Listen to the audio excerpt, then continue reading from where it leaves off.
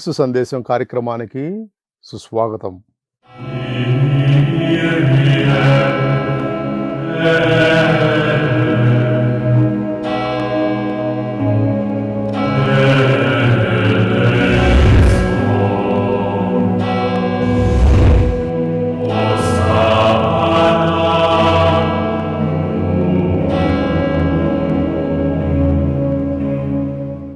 ప్రియ సహోదరి సహోదరులారా, గత కొన్ని ఎపిసోడ్లలో ప్రార్థన రూపాల గురించి మనం చర్చిస్తూ ఉన్నాము. గత ఎపిసోడ్లో లెక్సియో దివినా అనే ప్రార్థన రూపాన్ని గురించి పులంగా చర్చించుకున్నాము. ఈనాటి ఎపిసోడ్లో భాగంలో అవిలాపురి తెరేసమ్మ గారి ఆధ్యాత్మిక సంపత్తి అయినటువంటి అంతర్గత కోట లేక ఇంటీరియర్ క్యాజల్ అంటారు. ఆ యొక్క ప్రార్థనను మనం ప్రత్యేకంగా ఈరోజు చర్చించుకుందాం, ధ్యానించుకుందాము. అవిలాపురి తెరేసమ్మ గారు శ్రీ సభకు చెందినటువంటి మహిళా వేద పండితులలో ఒకరు. ఆవిడ ఆత్మీయ జీవితంలో గొప్ప అంతస్తులను ఎక్కింది, చవిచూచింది. ఆధ్యాత్మిక జీవితంలో ఎంతో గొప్ప శిఖరాలను అధిరోహించిందని మనం సగర్వంగా చెప్పుకోవచ్చు. ఆవిడ అధిరోహించిన శిఖరాలను ఆధ్యాత్మిక అనుభూతిని గ్రంథ రూపం కూడా చేసింది.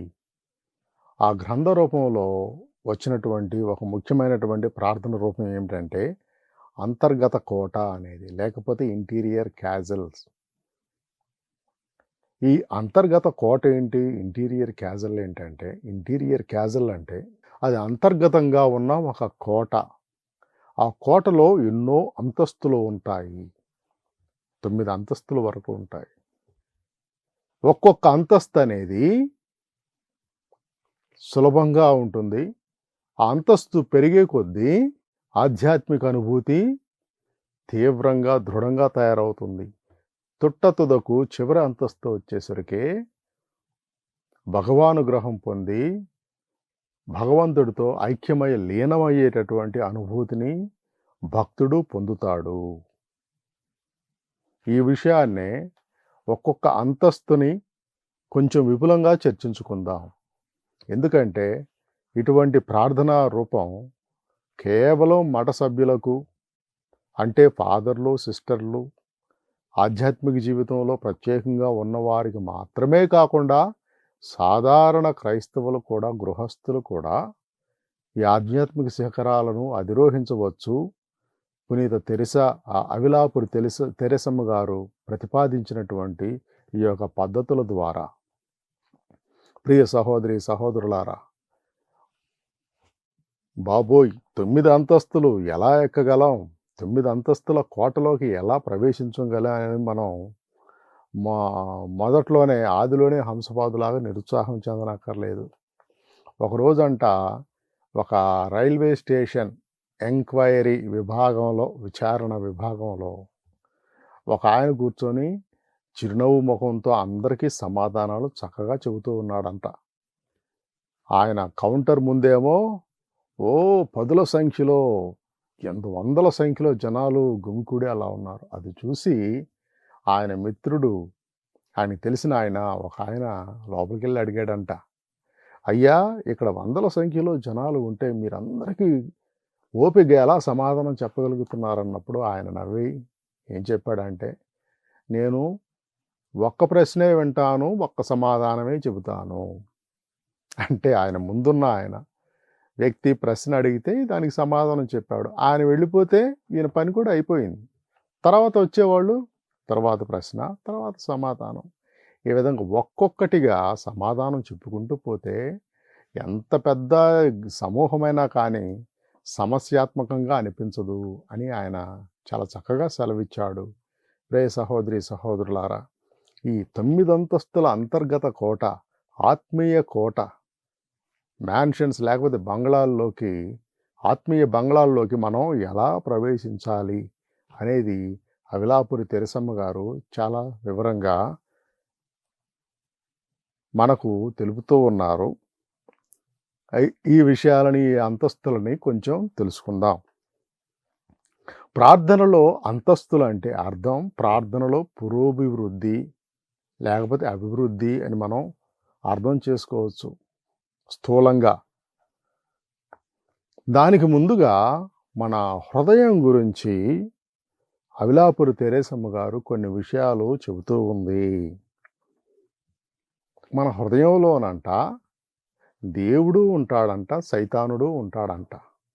అంటే ఇంతకుముందు నేను చెప్పినట్లుగా వివిధ ఆత్మల వివేచనంలో నేను చెప్పినట్లుగా ఆ ప్రార్థన రూపంలో మన మనసులో, హృదయంలో దుష్టాత్మ ఉంటుంది, సదాత్మ ఉంటుంది.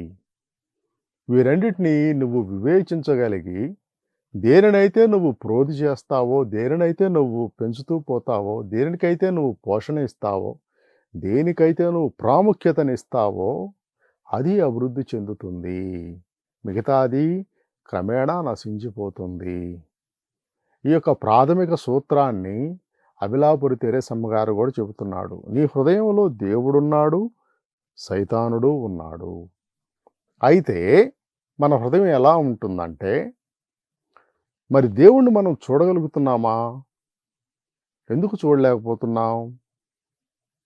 చూడలేకపోతున్నామంటే సైతానుడు ఉండటం వల్ల, మనల్ని మాలిన్యపరిచే క్రియల వల్ల మన హృదయంలో కొలువై ఉన్న దేవుణ్ణి చూడలేకపోతున్నాము.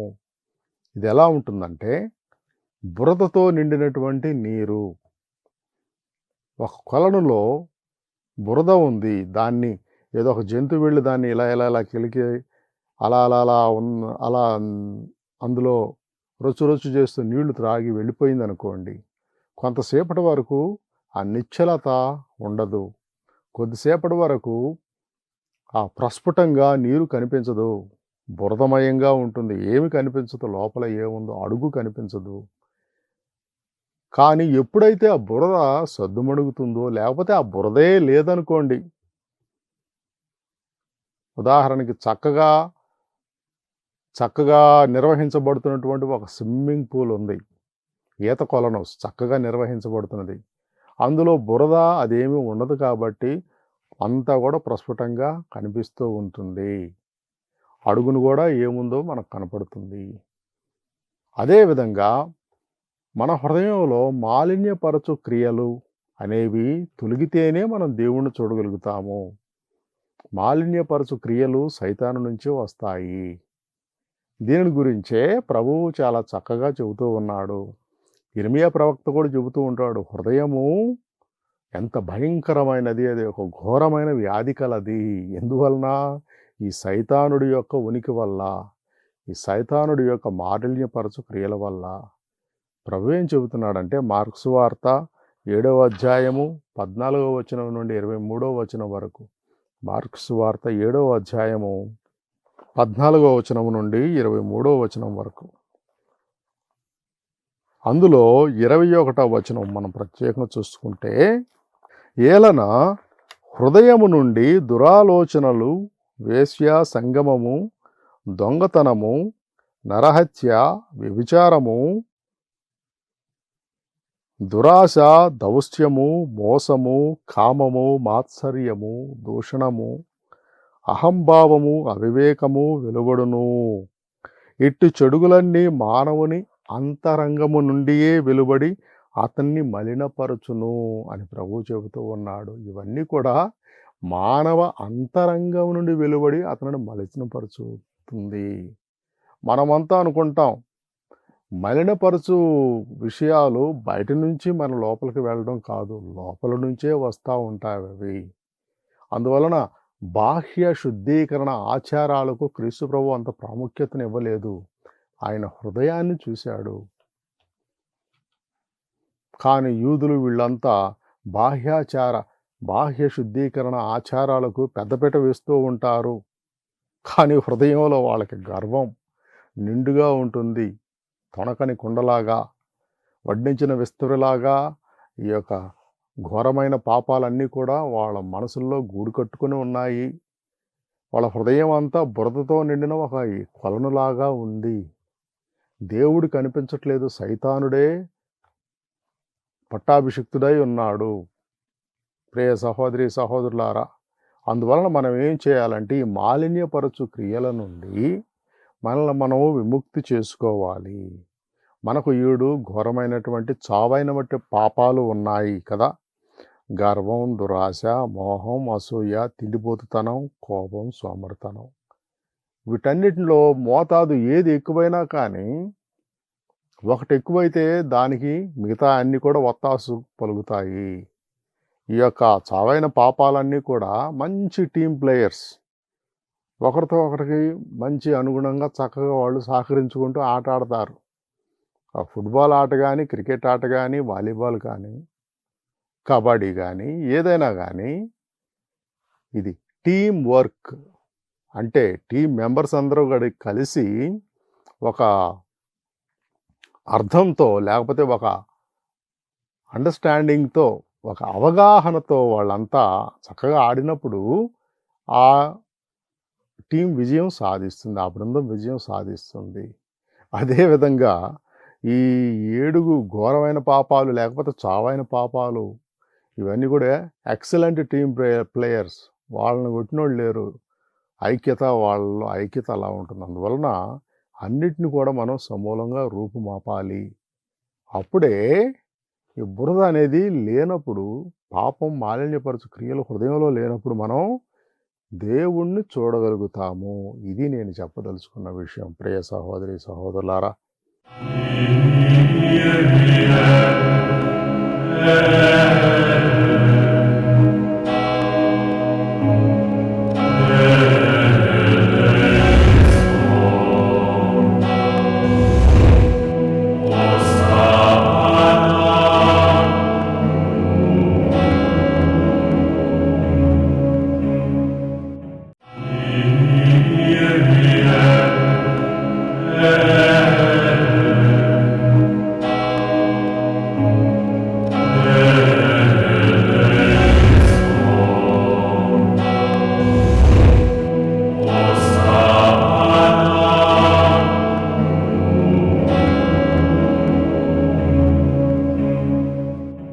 దేవుడిని గుర్తించి మనం పరికించి ఆయనను చూసి, మన హృదయంలో ఉన్న దేవుణ్ణి చూసి ఆయనతో మాట్లాడి ఆయనతో ఉండిపోవాలి.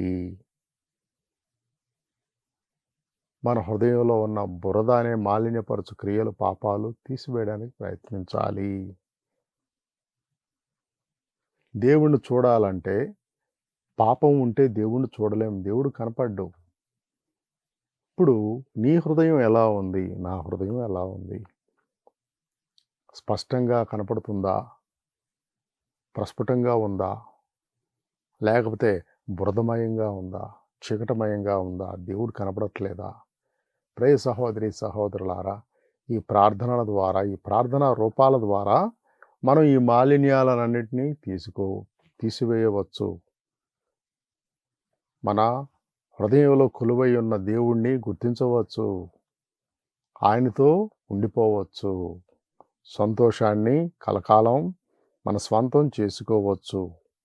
దీనికి ఏం అవసరం అంటే శుద్ధీకరణ అవసరము. శుద్ధీకరణ అంటే పాపాలని తీసివేయడం. ఎలా పాపాలను తీసివేస్తాం? మురికి శరీరం మీద ఉంది, చక్కగా స్నానం చేస్తే ఆ మురికి పోతుంది. పాపాలని లేకపోతే మలినమైన హృదయాన్ని మనం ఎలా ప్రక్షాళన చేయొచ్చు, ఎలా శుభ్రపరచుకోవంటే పాపాచరణం ద్వారా, పాప సంకీర్తనం చేయడం ద్వారా, విరిగి నలిగిన హృదయంతో దేవుణ్ణి వేడుకోవడం ద్వారా మనం పాపాల నుంచి తొలగిపోవచ్చు, పాపాలని కడిగివేయవచ్చు. 51వ కీర్తనలో దావీదు మహారాజు ఎంతో హృదయపూర్వకంగా పశ్చాత్తాపడతాడు. విరిగి నలిగిన హృదయంతో ప్రార్థిస్తాడు. దేవా నాలో నిర్మల హృదయమును సృజింపుము. ప్రభు, నీవు కరుణాళుడవు గనుక నన్ను కనికరించము. మిక్కిలి నెనరు గలవారుడవు కనుక నా పాపములను తీసివేయము. నా దోషుల నుంచి నన్ను కడుగుము. నన్ను శుద్ధీకరించము. హిమం వల్లే తెల్లగా నన్ను కడుగుము. ఎందుకంటే నా పాపకార్యాలు నాకు తెలిసే ఉన్నాయి. అందువల్ల నాకు విరిగి నలిగినటువంటి హృదయాన్ని దయచేయము. ఎందుకంటే దహన హోమ బలుల కంటే కూడా విరిగి నలిగిన హృదయమే నీకు అతి శ్రేష్టమైన బలి లాంటిది అని దావీదు మహారాజు గారు 51వ కీర్తనలో హృదయంగా దేవుణ్ణి వేడుకుంటాడు. పాప ప్రక్షాళన చేసుకొని దేవుడి యందు ఎదుగుతూ ఉన్నాడు. ప్రియ సహోదరి సహోదరులారా, ఈనాడు శుద్ధీకరణం, హృదయం శుద్ధీకరించబడినప్పుడు దేవుణ్ణి మనం చూడగలుగుతాము. అప్పుడే దేవుడు మనల్ని పూర్తిగా మార్చగలడు కూడా. దేవుడు మానవులకి వ్యక్తిగత స్వేచ్ఛనిచ్చాడు. ఈ స్వేచ్ఛనివ్వడం వల్ల మానవుడు దేవుడితో ఉండాలా లేదా అని అతడు నిర్ణయించుకోవచ్చు. ఈ యొక్క గొప్ప మహత్వం మానవుడికి దేవుడు ఇచ్చాడు. ఇంకా అవిలాపురి తెరేసమ్మ గారు ఈ ప్రార్థన గురించే చెబుతా, అంటే ఈ 9 అంతస్తుల్లోకి మనం ఇంకా రాలేదు, తొందర ఎందుకులండి. 4 రకాల ప్రార్థన, 4 స్థాయిల్లో ఉన్నటువంటి ప్రార్థనల గురించి చెబుతుంది. ఒక 4 చిత్రాలను మన ముందు ఉంచుతుంది, 4 రూపాలని. ఒకటి ఏంటంటే, బావిలో ఉన్న నీరు. ఒక బావి ఉంటుంది, ఆ బావిలో ఉన్న నీరు ఏం చేయాలి? ఆ బావిలో ఉన్న నీరు మన దగ్గరికి వస్తుందా? లేదు. ఆ బావిలో నీరు మనకు కావాలంటే మనం ఒక తాడు తీసుకోవాలి, ఒక బకెట్ కానీ బిందె కానీ దానికి కట్టాలి, బొంగ కానీ. దాన్ని బావిలో వేసి నీటిని తోడాలి, ఆ నీటిని ఉపయోగించుకోవాలి.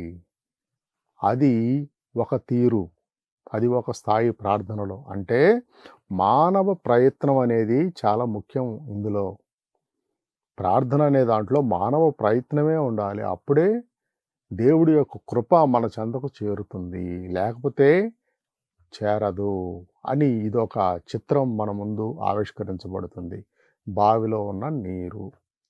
రెండవది ఏంటంటే, ఒక గొట్టంలో ఉన్నటువంటి నీరు, లేకపోతే ఒక కుళాయిలో ఉన్న నీరు. కుళాయిలో ఉన్న నీరు ఎలా ఉంటుంది? దానికి మనం ఏం చేయాలి? ఆ కుళాయిని త్రిప్పాలి. కుళాయిని త్రిప్పినప్పుడు నీరు వస్తుంది. ఇక్కడ కూడా మానవ ప్రయత్నం ఉంది, కాకపోతే చాలా తక్కువ. ఇప్పుడు బావిలో బిందె లేకపోతే బొంగ వేసి తాడుతో తోడటం అది వేరు, అది ఎక్కువ ప్రయత్నం అవసరం, మానవుడి ప్రయత్నం. కానీ కుళాయి ఇలా తిప్పిన వెంటనే నీరు వచ్చిందంటే, నీళ్లు వచ్చినాయి అంటే అక్కడ మానవ ప్రయత్నం కొంచెం తక్కువగానే ఉంటుంది. కొన్నిసార్లు మానవ ప్రయత్నం తక్కువగా ఉన్నా కానీ దేవుడు తన కృపను అనుగ్రహిస్తాడు ఈ ప్రార్థనలో అని మనం తెలుసుకోవచ్చు. ఇంకొకటి ఉంది, ఇంకొక రూపం ఏంటంటే, గలగల పారుతున్నటువంటి ఒక వాగు లేకపోతే ఒక కాలవ. ఆ పారుతున్నటువంటి వాగు, కాలవ మానవ ప్రయత్నం ఏం అవసరం లేదు. నువ్వు వెళ్ళి ఆ వాగులో నుంచి నీళ్లు త్రాగవచ్చు, అందులో స్నానం చేయవచ్చు, అందులో జలకాలు ఆడవచ్చు. మానవ ప్రయత్నం ఏమి లేకుండానే దేవుడి శక్తి అలా ఉంటుందన్నమాట. అంటే ఆ వాగు దాకా నువ్వు వెళ్ళాలనుకో, కానీ నీ ప్రయత్నం కనీసం కుళాయి తిప్పవలసిన అంటే అవసరం కూడా లేకుండా నీళ్లు పారుతూనే ఉంటేనే అందులో దానిని నువ్వు వినియోగించుకోవడం ఆ నీటిని. ఇది 3వ చిత్రం. ఇప్పుడు 4వ చిత్రం ఏమిటంటే, వర్షం మన మీద వచ్చిందంటే దానికి మనమేం ట్యాప్ తిప్పనక్కర్లేదు, ఆకాశంలోకి తాడు వేసి ఆ బిందుతో తోడనక్కర్లేదు. వర్షం మన మీద జలజల పడుతుందంటే అది పరిపూర్తిగా దేవుడి పరిశుద్ధాత్మ నుంచి వచ్చినటువంటి కృపావరాల జల్లు అని మనం చెప్పుకోవచ్చు. ప్రియ సహోదరి సహోదరులారా, ఇప్పుడు ఈ పవిత్రాత్మ అనుగ్రహం అనేది దేవుడు మనిషికి ఎప్పుడు ఇస్తాడో తెలియదు, మనకు తెలియదు.